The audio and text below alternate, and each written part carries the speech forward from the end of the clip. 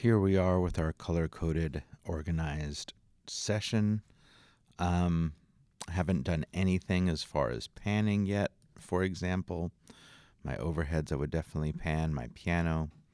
I'm going to come back to the piano, but I'll go ahead and pan it hard left and right at the moment. I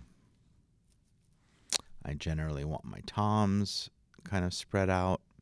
I mix from the drummer's perspective, so that is how I approach things. But more importantly, before we even listen to this thing, is we have to clean it up. Well, we should always listen to it, but we need to clean up the tracks. That's kind of a known thing. As I press play, they're still talking. They're kind of working through some things. I want this to kind of start closer to when the music starts.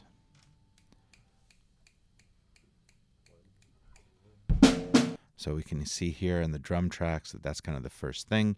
So how can I cut all this and clean it up? Let's talk about groups for a second. Kind of at the start of everything, you have an all group, which means you can highlight, edit everything at once together. You can also create groups. So anticipating, I'm going to go ahead and show you how to do that. I'm going to highlight my kick. I'm going to highlight my tom, see how quickly I could choose it because it was already color-coded. If I hit Command G, up comes my group dialog box, and I'm going to call this drums instead of group 1. I'm going to choose that it is a group both during mixing and editing, or in the mix window and edit window. I'm going to click on attributes here, or my globals, I'm sorry, because I also want them to solo as a group. So when I hit solo, I'm soloing the entire group. I don't always want that, which is why being able to turn your groups on and off is very helpful. There's some other ways of achieving the same thing. We'll probably talk about those, but this is at least helpful at this point because I'm going to choose the all group, and I'm going to come closer to, I don't want that snap in there, or that person talking. This is all should be done in slip mode so I can get in between here. Okay. That seems like a good place. Command E, select, because now I have all of it. Check out shuffle mode. Hit delete. Everything goes back to the beginning. I'll go back into slip because that's the only time that shuffle mode is really useful.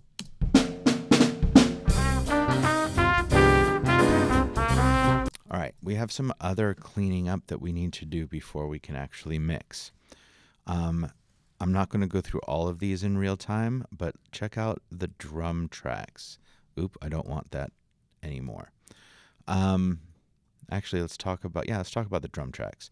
It looks like the toms are not hit very often. In fact, I think that's about it.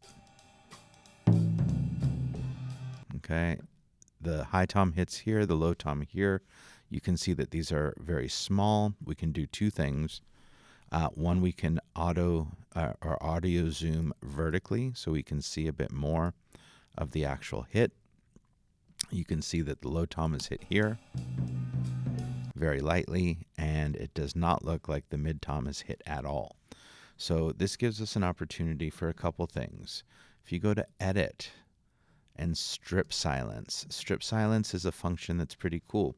When you highlight, you have a strip threshold. Think of it as a sensitivity slider that allows you to essentially just select what you want to keep. So I know by visually that there's a hit right there, and that's the only hit on the high tom. So when I hit strip, that's all I'm left with. All right, I can do the same thing. Look, the sensitivity worked perfectly for the low tom, strip.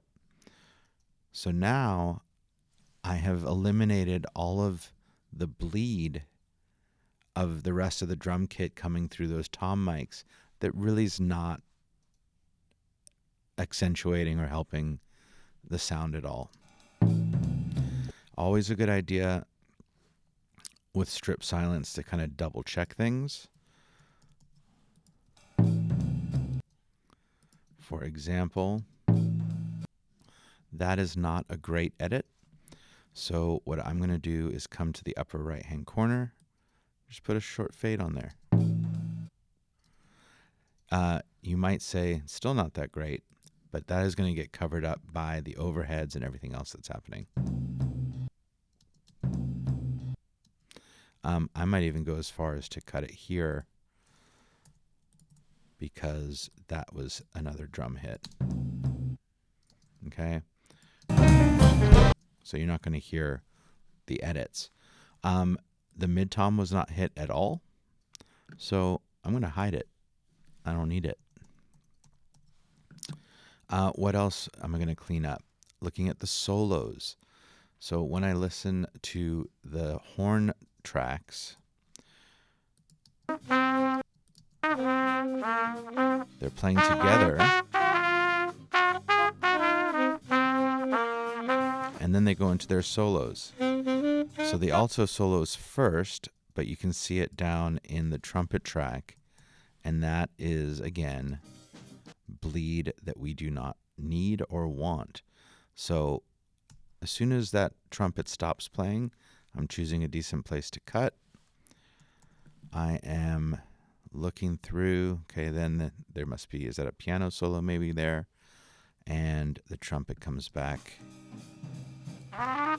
Okay, so I'm not going to cut off that run.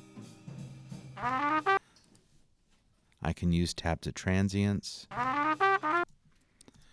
And I'm going to cut that whole section of bleed where the trumpet is not playing. I'm going to do the same thing to the alto track.